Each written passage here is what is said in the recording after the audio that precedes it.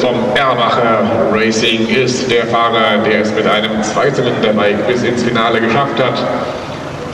Und da sieht man die faire Kameradschaft und den hohen Sportsgeist innerhalb der Szene.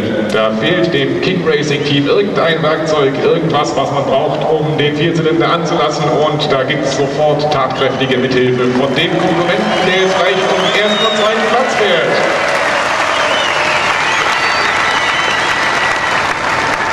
Es geht ja hier nicht nur um Ruhm und Ehre und um den Siegerpokal, es winkt auch ein gehöriges Preisgeld und trotzdem wollen die Fahrer nicht auf die Weise gewinnen, dass der andere gar nicht erst starten kann. Die Entscheidung soll auf der Strecke fallen.